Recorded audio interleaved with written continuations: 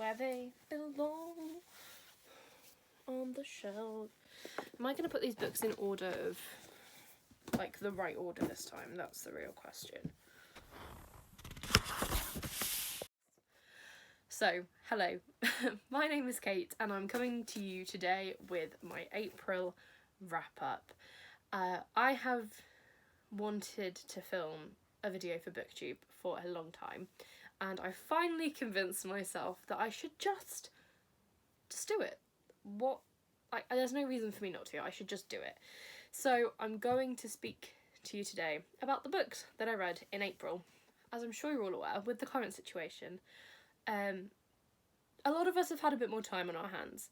I went on furlough just around Easter, and in that period since, I had a week of hardcore playing The Sims 4 and Stardew Valley, and then I decided I should actually read because I had the time to, and there's no reason that I shouldn't.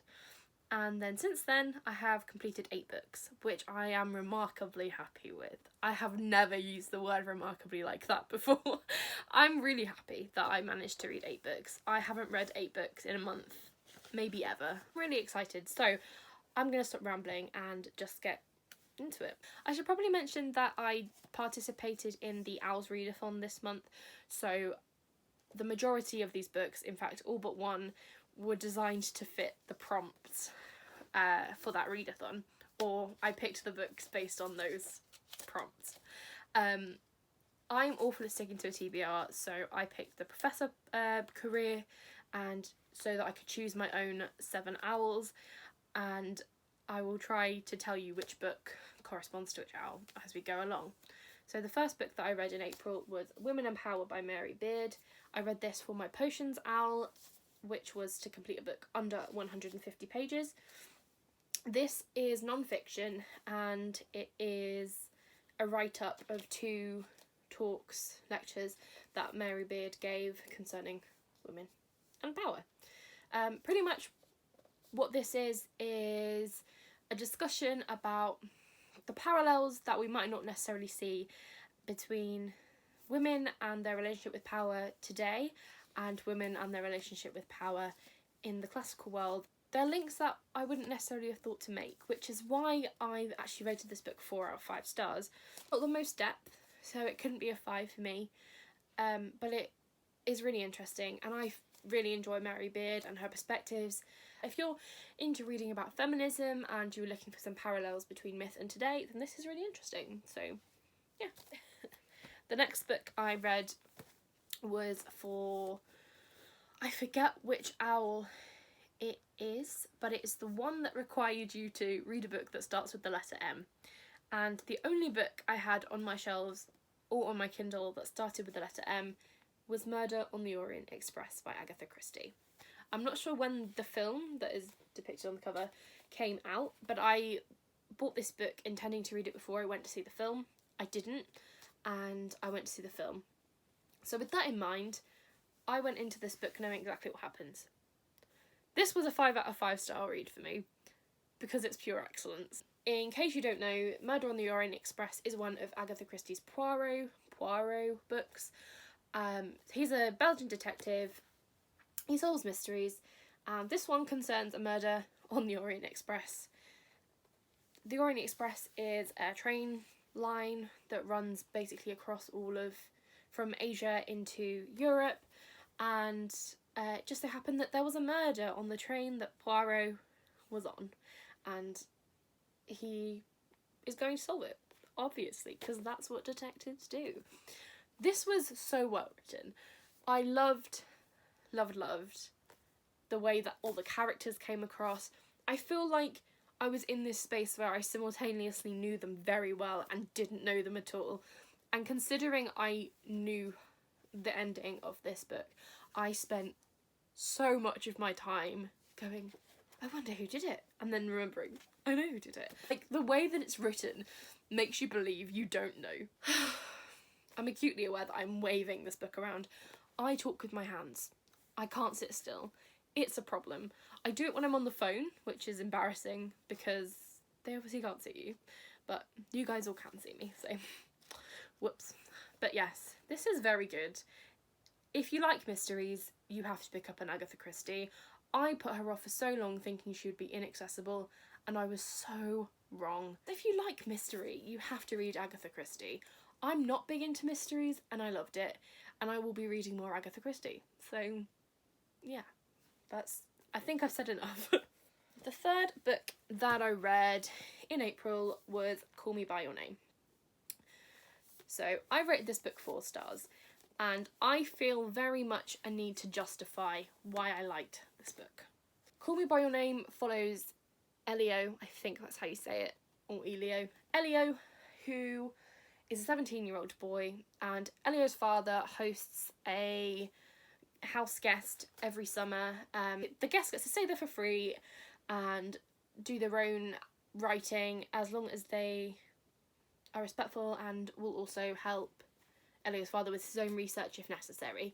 And the story basically, this is the mind of a teenage boy, but written so beautifully. It basically follows Elio's infatuation with Oliver, his father's house guest for the summer. This book comes under a lot of criticism. Hello, I've realised that this section contains minor spoilers. It's more about the subject matter than anything else. So if you don't want to be spoiled at all and you're interested in reading this book without hearing about some of the controversy around it, then please head to the time that I'll put into the description. Thank you. Because Elio is 17, Oliver is 24. That is a big age gap, especially when concerning a minor.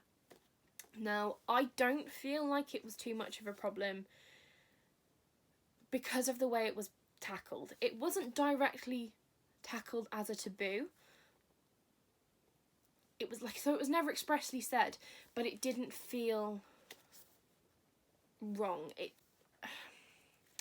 I feel in a weird position to defend it, but it didn't feel predatory. It didn't. In fact, I think the fact that it was from Elio's position made it feel...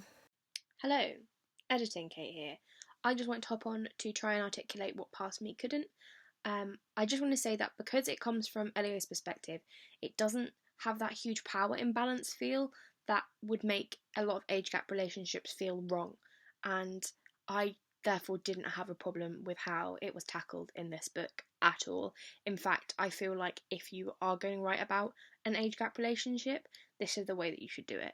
And therefore, I feel like it's just, if you don't like age gap relationships and they make you feel uncomfortable, just don't read this book. And other than that, you're welcome to have a different opinion, but that is mine. Okay, thanks. I also didn't think that this was straight woman porn, which is what I have heard it referred to as by a few people on the internet. Okay, apparently I just have problems talking about things being taboo when I disagree with them. But basically, I don't think that this book fetishizes male-male relationships at all. I don't think that that should be a big selling point. If you want gay rep, excellent. But this book is about exploring yourself more than anything else. And although it in some ways is graphic, it is more graphic and more intimate in the way that it explores exploring yourself. So that's what I have to say. This is just a book about feelings and sexuality I don't mean who you're attracted to, I mean exploring your own relationship with sex, and it's just really well written, and there are some bits in it that I want to forget, and my friends, particularly Kira, I know you're watching because I will send you the link, but also she won't let me forget bits of this book, and there are things that disturbed me in this book. But then I remembered that this is the mind of a teenager, and that I don't know what else I expected, really. It's not censored, we'll put it that way. I also read this one for the Defense Against the Dark Arts Owl. I'm really pushing it with this one. The prompt was a book set at sea or on a coastline. This is set on the Italian Riviera, and they go swimming in the sea, so I'm counting it. The next book was Sea by Madeline Miller. I was slightly disappointed by this. I predicted this would be a 5-star read, and it was only a 4-star read. Wow, such a big drop. This is beautiful physically, and the inside is also rather delightful. It follows the story of Circe, who is a character from Greek mythology. She is most prominently featured, to my knowledge, in the Odyssey. She is resident of one of the islands that Odysseus stops at on his way home from the Battle of Troy, and he does feature in this book. So this is Circe's story, and I loved it.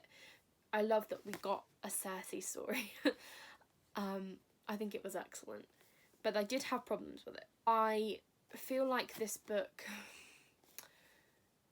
could have been more accessible to people who aren't as into mythology and the classical world as I am. It was hard for me to not love it because I love myth, and so I knew going into it that I would.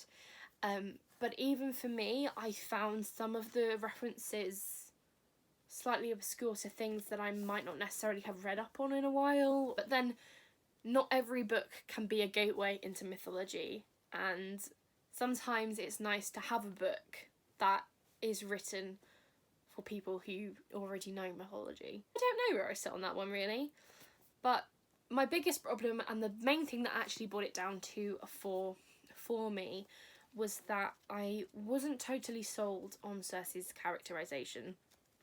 Now, this month I realised that I'm a big character reader. Like, I'm a huge character reader. I always thought I was more plot driven, but I'm a big character reader, really.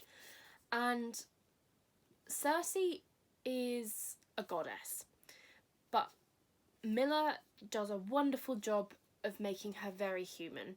She plays on the human aspects of Circe that make her an outcast among gods and goddesses, and it works to an extent.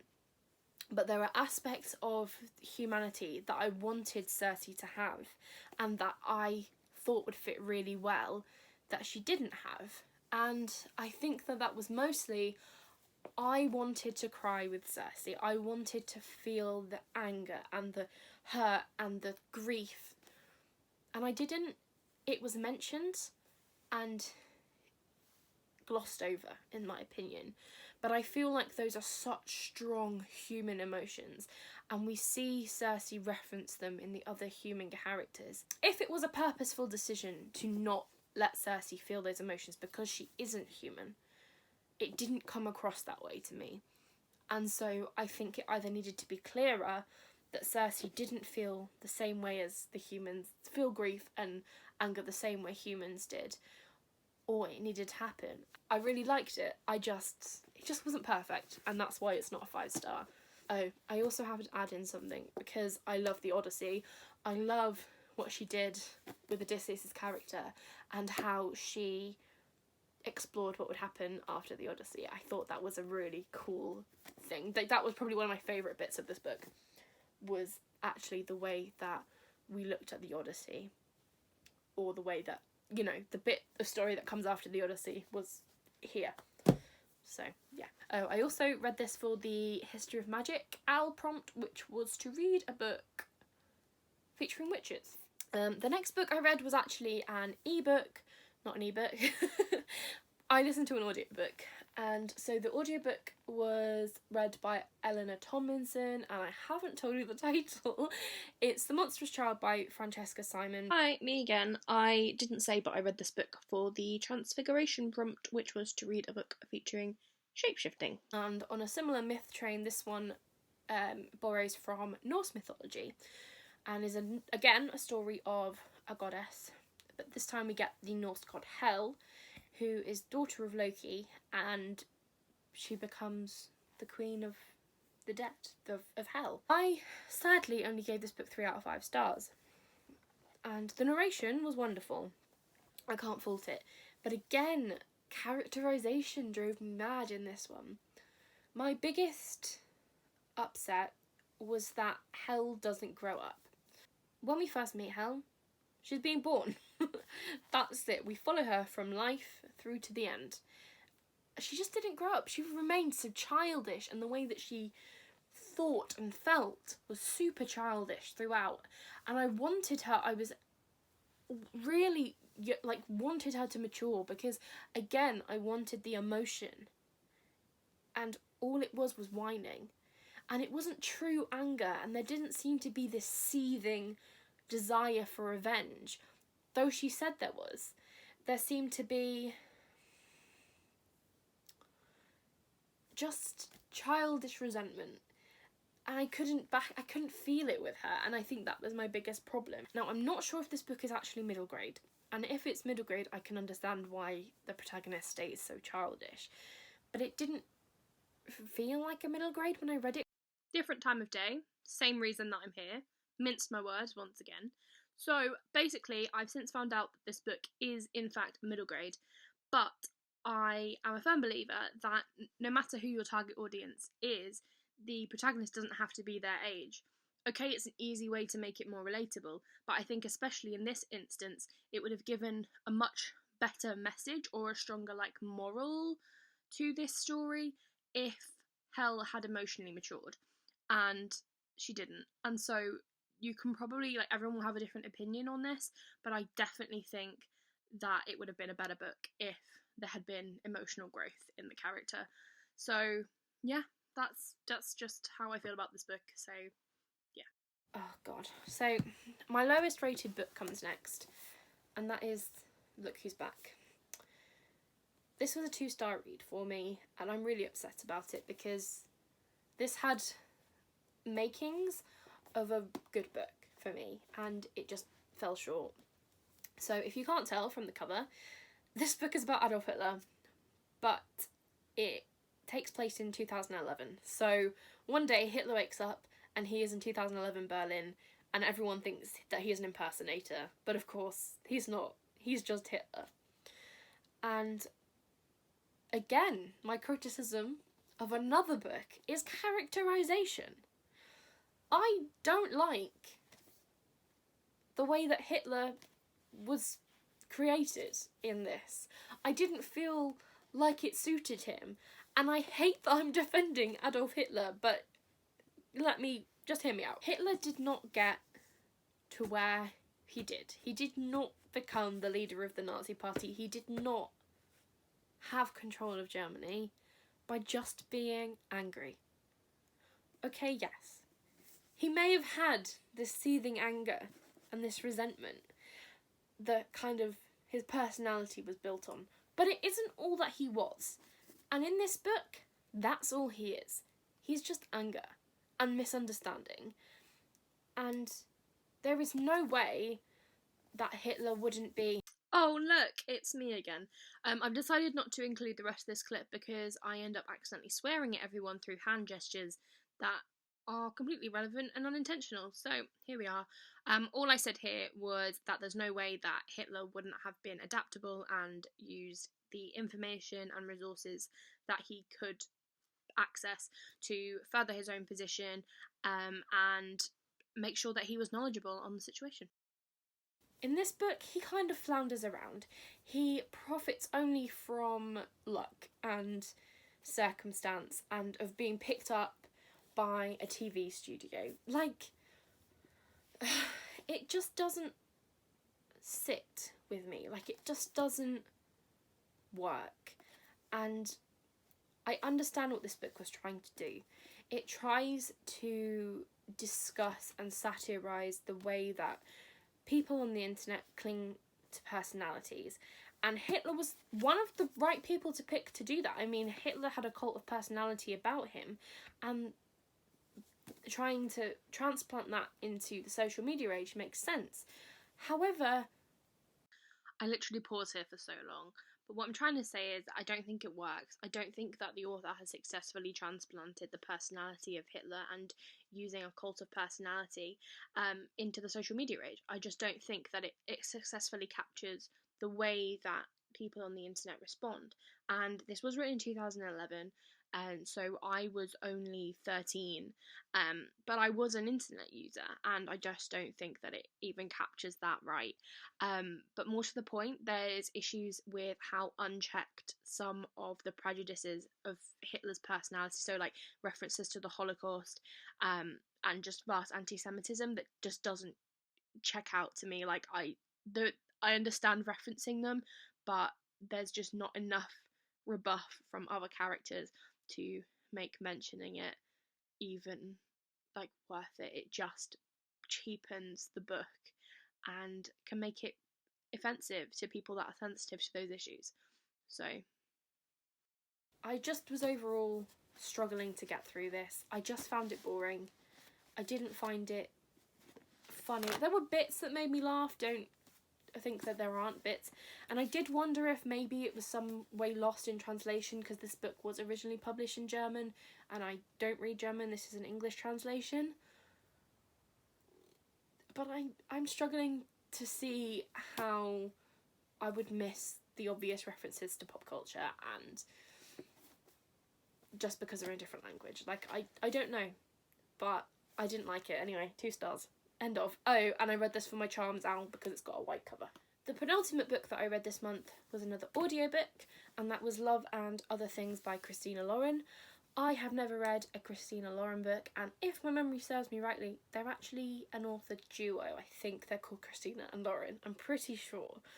I've never read one of their books before, and I was very happy. I needed a light, fluffy read, something that was easy to get through, especially because at this point I was slugging my way through this. Slugging. I was really trudging through this, trying to get through it, and I needed something light and fluffy, so I chose this. I needed a book that had a heart on the cover for one of the owls prompts.